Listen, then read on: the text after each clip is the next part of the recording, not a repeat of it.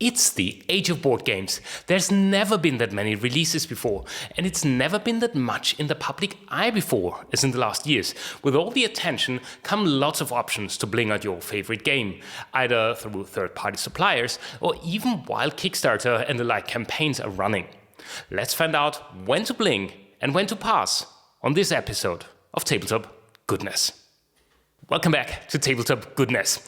You had your payday, wallet looks comfortable enough to shell out some extra cash for a campaign you want to back, but you're not sure where your money is well spent? Well, look no further. We'll look at some of the things that make more sense than others, obviously in my humble opinion. Number 1, component upgrades. Some campaigns will offer things like metal coins, minis over standees, wooden meeples instead of cheaper plastic ones, and so on and so forth. The possibilities are virtually endless nowadays. The way that I do approach component upgrades will always be from the perspective of how often do I believe this game will see the table and how much time I'm willing to invest to get the game to where I would like it to be. If this is a rather small game that I see getting little table time, I'm certainly more inclined to go with a more basic version of that game. But if this game is a big campaign-style kind of game, like Gloomhaven for example, or a game that just oozes a theme that I want to be even more immersed in, I would choose to go with some upgrades. Now, in terms of coins, for example, my personal recommendation would be to get some at some point. This could even be rather generic ones, and use them for the games that need coins. Unless you're looking for a very specific design that you want on your coins while playing, this surely saves some money and even shipping costs, as those coins are quite heavy and thus expensive to ship. I think the minis over standee debate is actually quite a big one to be had, so let's dissect. I've always been a fan of minis, period.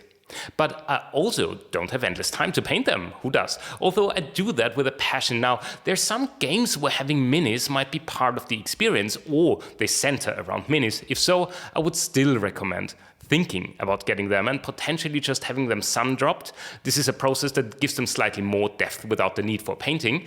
But in the meantime, I have amassed so many minis that still need a paint job that I do appreciate it if games go down other routes like acrylic standees over your standard paper minis, for example. And Vagrant Song does a fantastic job with those, and I think they look exceptional on the board. And when it comes to wooden meeples over cheaper plastic ones, I'm guilty of always wanting to go with the wooden ones, as I really like the added weight and they are more eco-friendly, so for me personally, it's a win-win situation. Number 2, inserts and box upgrades. Well, closely followed by component upgrades are insert and box upgrades like spot colors, for example, gloss and special print treatments. I do have some games that I really like to look at because I like the box art. Everdell is a great example of one of those games. Does the nice looking box do anything for the game? No. It's great as it is, honestly, but it's really nice on the shelf. Other games I own are as basic as they come, and I know that they will still look nice on the shelf. I just won't make them a centerpiece of my collection, I'd say. When it comes to inserts, I would apply the same logic from point 1 again, as in how often will you play the game and maybe even how much easier a better insert would be in terms of reducing setup time. But I will do a separate video on that topic, so make sure to like and subscribe to know when that drops, and we'll also show some ways to easily DIY highly functional inserts. Number 3, additional content. Oftentimes you will find options to add further campaigns, playstyles, adventures or mechanics to your newly backed board game.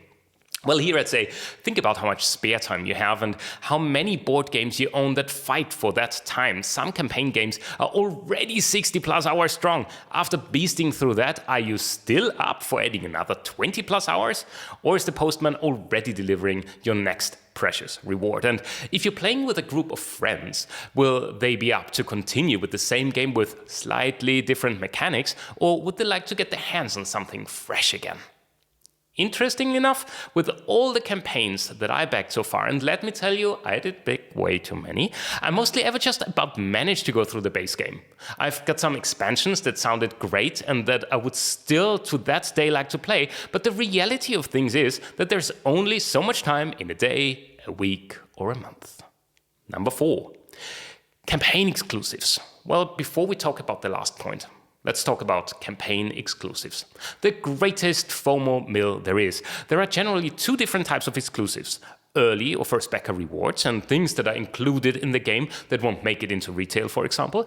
And sometimes the game itself will be a Kickstarter exclusive, as in not coming to retail.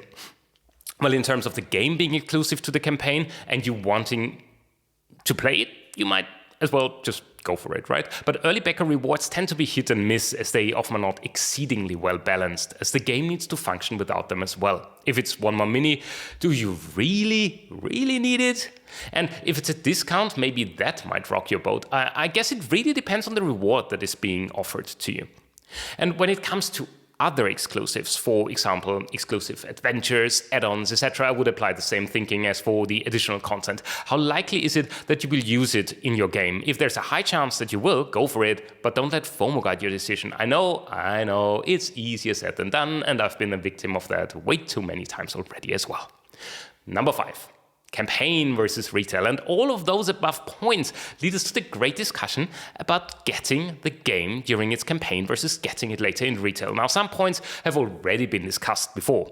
If you want to get the game earliest possible, if it's a time deal, are you not coming to retail, or if it won't be funded without you, there's those as well, think about joining the campaign. Be aware though that a lot of games nowadays, especially the big ones, I'd say, see many revisions, versions or other upgrades that try to fix or correct things that did not work so well during the campaign. I personally don't mind that overly much, as I make sure that I know what I'm in for, but it's surely something to be aware of. Shipping costs might or might not be another deal breaker as well. Check those out before you back. Also, they tend to get higher the more extras you add to your pledge, as most of the shipping nowadays is weight-based, and adding just more stuff makes it more expensive in total. And one benefit of retail is surely that you might find a very good deal, like Black Friday offers, for example, multi-buys, etc., or even get free shipping if above certain thresholds that might lower the cost of acquisition for you, next to the warm and fuzzy feeling of supporting a hopefully local friendly game store. So, all in all, don't let the fear of missing out guide your decision. Think about the spare time that you can allocate to playing your games, and as always, be money conscious.